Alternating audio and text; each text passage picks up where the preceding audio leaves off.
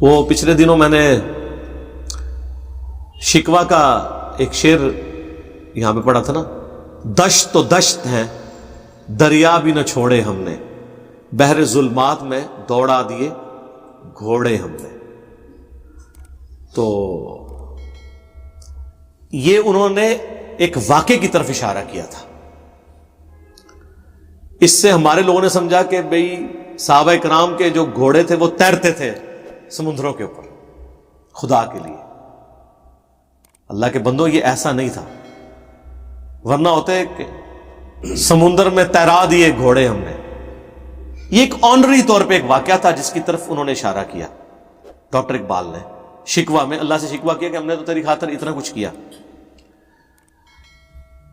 بحر ظلمات میں دوڑا دیے گھوڑے ہم نے. بحر ظلمات یہ اٹلانٹک بحر اوقیانوس بھی استعمال ہوتا ہے. اس کے ساحل پر جب پہنچے نا حضرت عقبہ بن نافع تھے،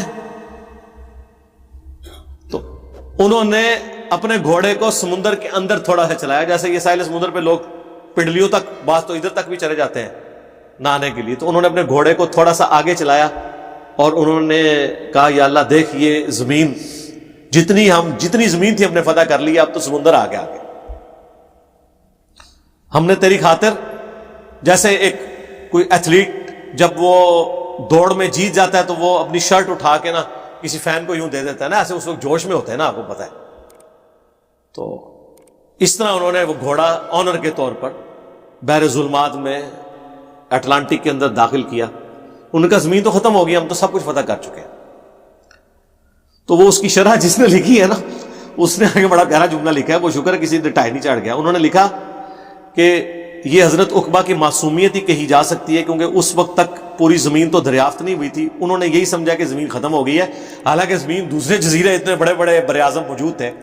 تو وہ جس بر اعظم تک پہنچے تھے، اب یہاں سے کوئی کراچی سمندر تک پہنچے تو یہ سمجھے گا نا آج کی دنیا میں تو ہمیں پتا ہے کہ نہیں بھائی، اس سمندر کے بعد جو ہے وہ پھر آگے افریقہ اور یہ اس طریقے سے آنا ہے. آپ دیکھیں امریکہ تو آگے یہ 16ویں صدی کے اندر دریافت کیا، پہلے تو پتہ ہی نہیں تھا امریکہ ابھی اتنا بڑا دنیا میں موجود ہے. ٹھیک ہے، یہ جزائر تو وقت کے ساتھ ساتھ بڑے بڑے جو ہے نا بر اعظم دریافت ہوئے ہیں. تو لکھا کہ ان کی معصومیت تھی، وہ یہ سمجھے زمین ختم ہو گئی ہے. تو مجھے فوراً اس وقت خیال آیا کہ اگر حضرت عقبہ بن نافع رضی اللہ تعالیٰ عنہ اٹلانٹک اوشن کے پاس پہنچ کے یہ سمجھے کہ دوسری طرف زمین ہی کوئی نہیں ہے، تو بابے دشاہ ہی کوئی نہیں. تسی کہندے ہو جی بابے اینڈ زمین نو ویکھدے نے جس طرح رائی دے دانے تھے. خدا کے لیے ہر واقعے کے بعد فَبِأَيِّ آلَاءِ رَبِّكُمَا تُكَذِّبَانِ، جس طرح اللہ تعالیٰ نے اپنی قدرت کی نشانیاں گنوائی ہیں نا، اس طرح قرآن و سنت میں جتنی بھی باتیں ہیں نا، ان کے بعد آپ کے اندر سے آواز اٹھتی ہے کہ باب دشاہی کوئی. وہ اگلے دنوں میں نے وہ بخاری کی ایک حدیث بیان کی نا کہ حضرت عثمان منڈیر پہ کنویں کی بیٹھے ہوئے تھے، تو وہ اپنی وہ انگوٹھی تھی، یہ نقش نبوت محمد رسول اللہ، وہ یوں اس کے ساتھ کر رہے تھے. بس یوں کرتے ہوئے نا وہ ان کے ہاتھ سے چھوٹ گئی اور وہ اس کنویں میں جا کے گر گئی. کنویں میں پانی، جن لوگوں نے کنویں یوز کیے ان کو پتا ہے کنویں میں پانی 2 یا 3 فٹ اس سے زیادہ نہیں کھڑا ہوتا. وہ آپ جب نکالتے ہیں پھر سیپیٹ سے پانی اور آ جاتا ہے. یہ نہیں ہوتا کہ وہ جو آپ کو پانی نظر آ رہا ہے تو سینکڑوں فٹ نیچے پانی ہے. پانی تو پتھروں کے اندر سے ہی نکلنا ہوتا ہے، ریت کے اندر سے. وہ نیچے سمندر نہیں کوئی آ جاتا کہ بندہ ایک بار گرے تو جا کے ادھر نکلے گا. تو آپ کو پتا ہے کنووں میں پانی پھر گرمیوں میں خشک ہو جاتا ہے، پھر بارشیں ہوتی ہیں، پھر سیپیج کا آ جاتا ہے، تو نیچے مٹی ہوتی ہے ظاہر ہے. حضرت عثمان نے وہ سارا پانی نکلوا دیا، وہ انگوٹھی نہیں ان کو ملی، حالانکہ ادھر ہی اسی ایریے میں ہی ہونی چاہیے تھی. یہ تو نہیں کہ سمندر میں چلی گئی ہے، وہ اللہ تعالیٰ نے واپس لے لی نا، اپنے نبی کی نشانی تھی. جس طرح بخاری مسلم میں آتا ہے، صحابی کہتے ہیں ہم اگلے سال جب صلح حدیبیہ والی جگہ سے گزرے تو وہ درخت اللہ نے ہمیں مشتبہ کر دیا، وہ درخت ہمیں نظر نہیں آیا. وہ اہل حدیث تو کہتے ہیں حضرت عمر نے کٹوا دیا تھا. سر حضرت عمر نے نہیں کٹوایا، وہ تو رسول اللہ صلی اللہ علیہ وسلم کے زمانے میں ہی، وہ صحابہ کہتے ہیں جب حضور کی وفات کے بعد ہم جب گئے تو ہمیں وہ درخت اللہ نے بلا دیا جس کے نیچے، جس کا ذکر قرآن میں ہے، صلح حدیبیہ کی بیعت ہوئی تھی، وہ اللہ نے بلا دیا.